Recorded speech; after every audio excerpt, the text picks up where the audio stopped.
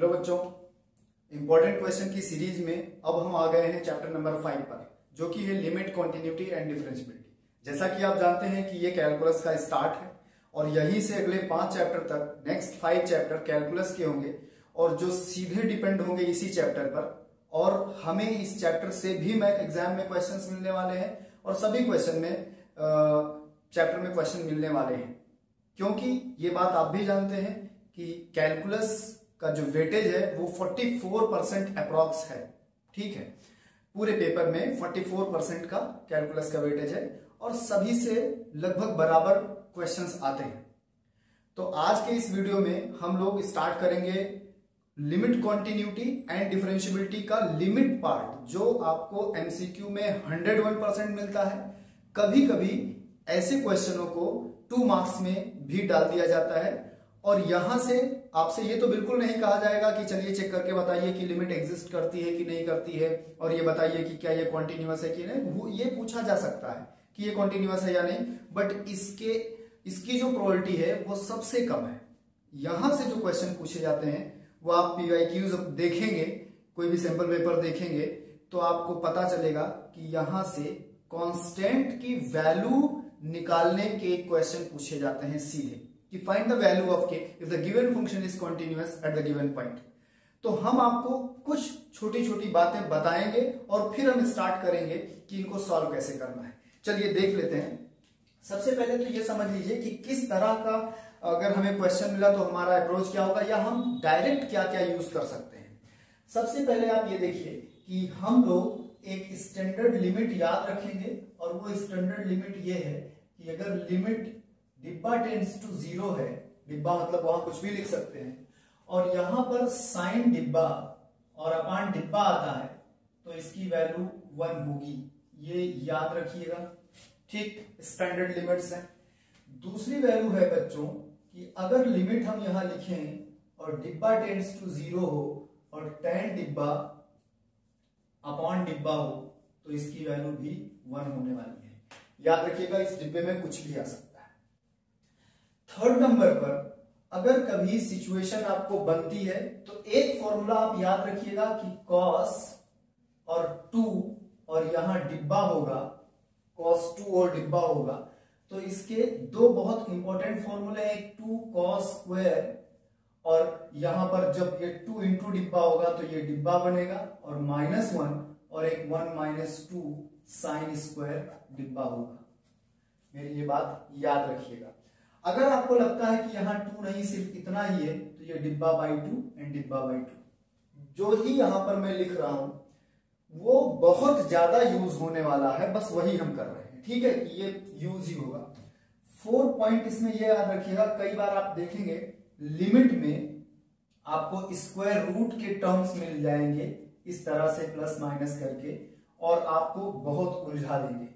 जब भी square root वाले टर्म्स आपको मिलेंगे तो ऐसे क्वेश्चन में हमें इसके डिनोमिनेटर को रेशनलाइज करना है और फिर आगे बहुत सारी पॉसिबिलिटीज दिखने लगेंगी कि अब ये ऐसे हो सकता है, अब ये ऐसे हो सकता है।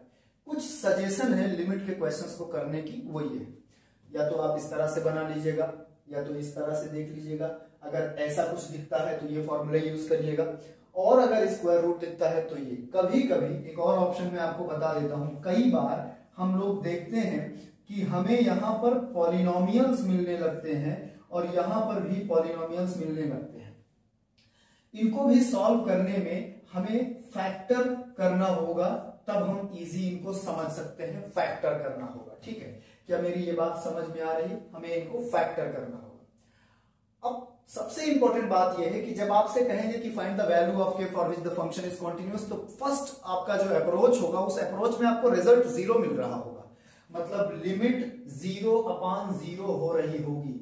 उसको रिड्यूस करने के ये सारे तरीके हैं, और जब 0 अपान 0 रिड्यूस हो जाए तब आप वैल्यू पुट कर दें।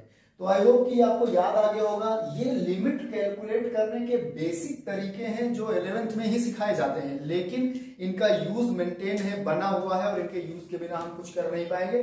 तो चलिए अब स्टार्ट करते हैं इन क्वेश्चंस को करने की, जो मैंने यहाँ पे लिख के रखे हैं। याद रखिए, ये सभी क्वेश्चन जो हैं वो कॉन्टिन्यूअस है, 0 पर वैल्यू कांस्टेंट की निकालनी है, यहां से a निकालना है, यहां से भी k, यहां से भी k, सब के सब कॉन्टिन्यूअस है किस पर, x इज इक्वल टू 0 पर। और इसमें और भी क्वेश्चंस बनेंगे, इस वाले पॉइंट में और भी क्वेश्चन बनेंगे, तो आप इसके और भी पार्ट में आप तक पहुंचाऊंगा, आप इनको अच्छे से करिए और याद रखिए कि हम पर्टिकुलर क्वेश्चन नहीं कर रहे हैं, टाइप देख रहे हैं, वो या उसके जैसा एग्जाम में मिलेगा ही मिलेगा, ठीक है। तो गेट रेडी फॉर दैट, आप इसके लिए भी तैयार रहिए, वो या उसके जैसा एग्जाम में मिलना ही है, कहीं पर कोई चांस ही नहीं है मिस होने का, ठीक है। चलिए स्टार्ट करते हैं। देखिए फर्स्ट यहां पर है बच्चों, वो है क्वेश्चन नंबर 1, और वो लिखा क्या है, देखिए उन्होंने कहा कि ये लिमिट लिखी हुई है, x टेंड्स टू 0 लिखा हुआ है, और लिखा हुआ है 1 माइनस, यहां पर इसको देख लीजिए fx लिखिए, fx, इसको भी fx लिखिए, 1 minus cos 4x upon 8x square k equals to not equals to 0 and equals to 0। जो एक सबसे इंपॉर्टेंट बात थी वो मैं आपको बता देता हूं, वो ये है कि कोई भी फंक्शन कॉन्टिन्यूअस होता है अगर उसकी लेफ्ट लिमिट इक्वल टू उसकी राइट लिमिट हो और equal to value of function हो at that point. This is the definition of continuous function, ये कॉन्टिन्यूअस फंक्शन की डेफिनेशन। इस डेफिनेशन को लेकर चलना है और हमें कैलकुलेट कर लेना है।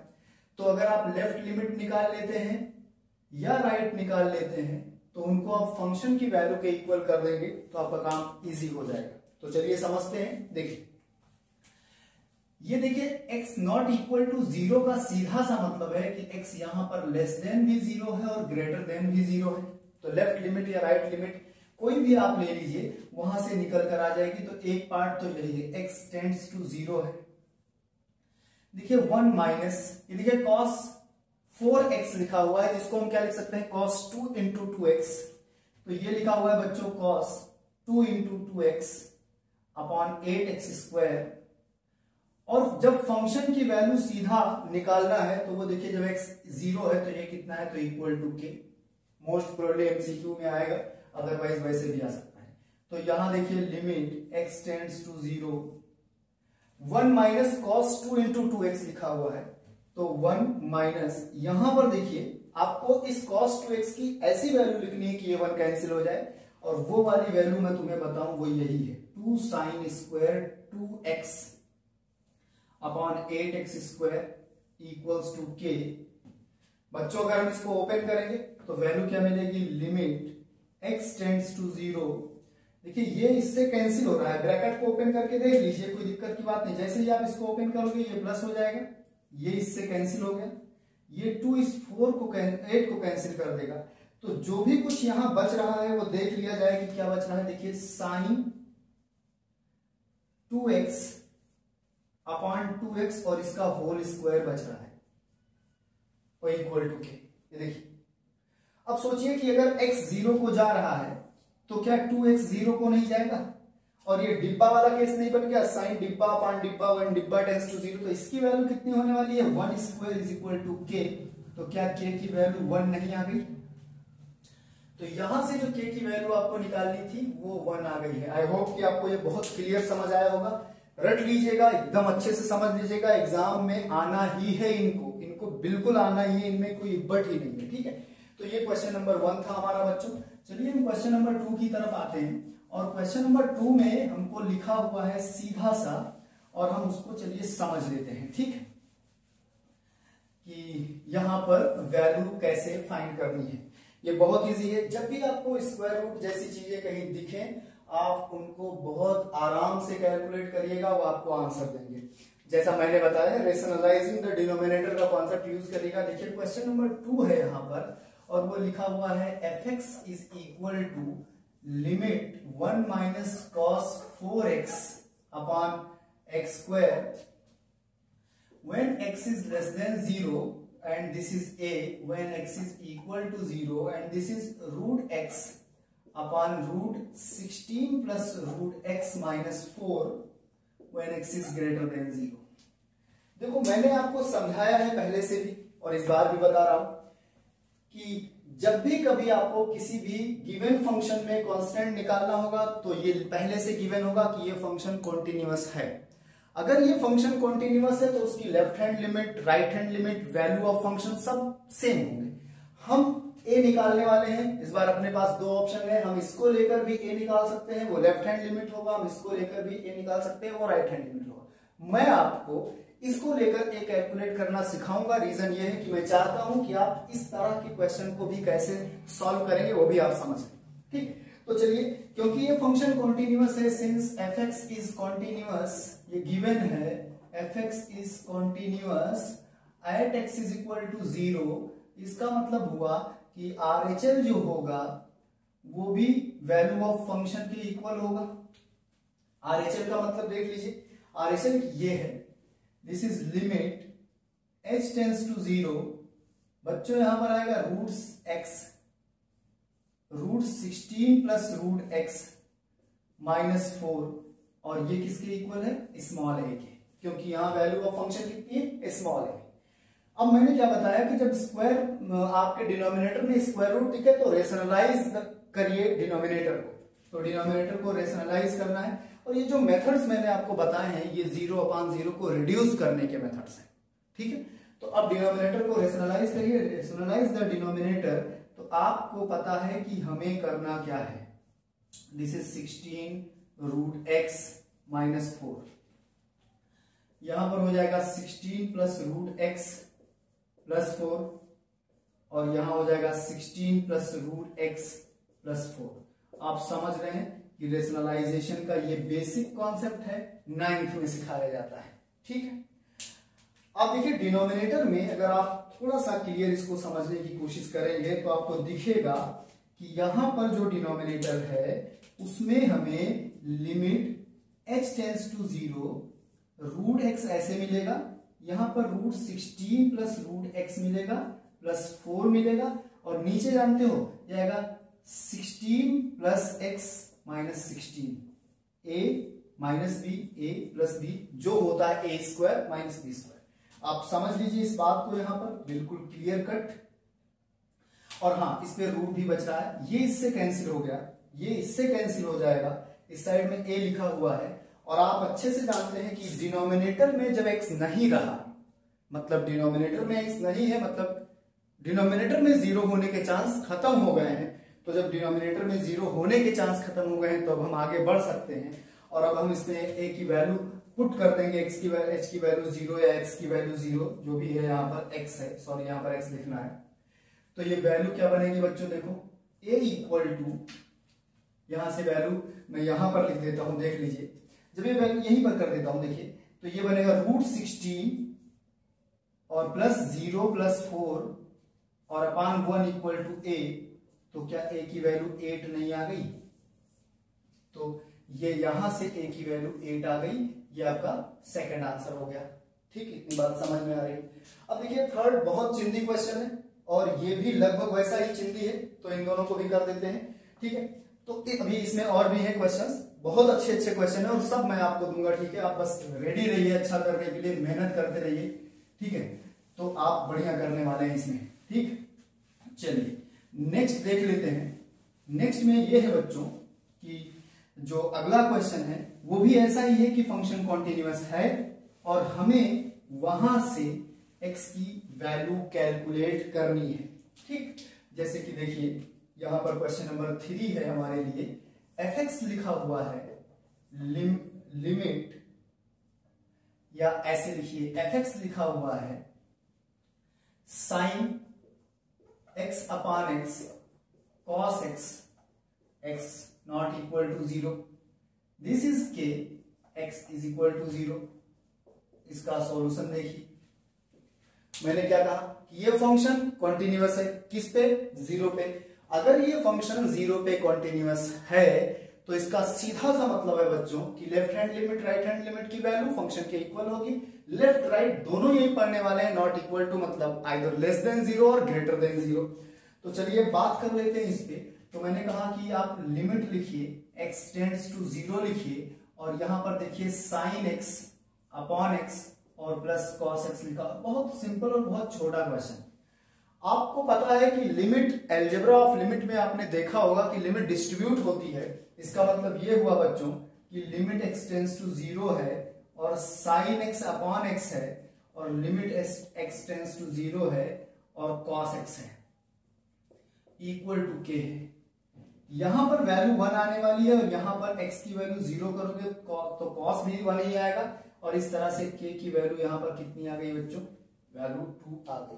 क्या मेरी ये बात समझ में आ रही है? Limit x tends to 0 this and all. ठीक, तो ये सिंपल सा क्वेश्चन था। यहां से भी पता चल गया कि k की वैल्यू कितनी आने वाली है, k की वैल्यू 2 आने वाली है। लास्ट क्वेश्चन है इसका, और अब यहां पर आपको थोड़ा सा एक टेक्निक लगानी होगी उसमें अच्छे से, कि वो कैसे आंसर फॉर्मेट बन पाए, किस तरह से बन पाए। ठीक है, तो चलिए देख लेते हैं, हम लोग इस बात को समझ लेते हैं कि नेक्स्ट हमको क्या करना है। नेक्स्ट हमको ये करना है, क्वेश्चन नंबर 4 है हमारा, जिसमें लिखा हुआ है fx is equal to limit x tends to 0, और यहां पर साइन लिखा हुआ है sin 3x upon x when not equal to 0, and this is k by 2 when equal to 0। ठीक है, ओके। अब ये फंक्शन कॉन्टिन्यूअस है, 0 पर आपको किसकी वैल्यू बतानी है? k की। चलिए आप जानते हैं कि हम यहां करने वाले क्या है, लिमिट लिखेंगे, x टेंड्स टू 0 करेंगे, sin 3x upon x is equal to k by 2। ये 1 नहीं है, ध्यान में रखिएगा, दिस इज नॉट 1। इसको 1 जैसा बनाना होगा, क्योंकि मैंने आपको बता के रखा है कि जब भी लिमिट x डिब्बा टेंड्स टू 0 होगा और यहां पर साइन डिब्बा होगा और अपान डिब्बा होगा, तो वैल्यू कितनी आएगी? 1 आएगी। तो यहां पर बच्चों हमें अगर इसको 1 की तरह बनाना है तो हम इसको x टेंड्स टू 0 करेंगे, यहां पर 3x है वो लिखेंगे, नीचे 3x लिखेंगे, मतलब 3 से मैंने मल्टीप्लाई डिवाइड करा, मतलब मैंने डिब्बा फॉर्म करा। ठीक है, और ये वैल्यू कितनी है? k by 2 है। ये वाला जो 3 आप देख रहे हो ना, इस 3 को लाओ बाहर, और अब देखो क्या लिमिट अगर x 0 को जाता है, अगर x 0 को जाता है तो क्या 3x 0 को नहीं जाएगा? जाएगा ना। तो अब देख लो 3x भी 0 को जा रहा है, sin 3x upon 3x is equal to k by 2। My dear friend, ये 3 होगा, ये 1 होगा, इक्वल टू k by 2। तो क्या k की वैल्यू 6 नहीं आ गई? क्या k की वैल्यू 6 नहीं आ गई? बात समझ में आ रही है? ठीक, तो ये लिमिट का फर्स्ट पार्ट है। अभी हम इसमें और क्वेश्चन करने वाले हैं, फिर डिफरेंशिएशन टॉपिक वाइज करेंगे, और 9 मार्च से पहले सभी लेक्चर आप तक पहुंचा दूंगा। आपकी रिस्पॉन्सिबिलिटी है कि आप उनकी अच्छी से प्रैक्टिस कर लें, जिससे आप एग्जाम में ये देखें, आपका एग्जाम में ये होना चाहिए 90+। ठीक, ऑल द बेस्ट, मेहनत करते रहिए, रिजल्ट आपका है।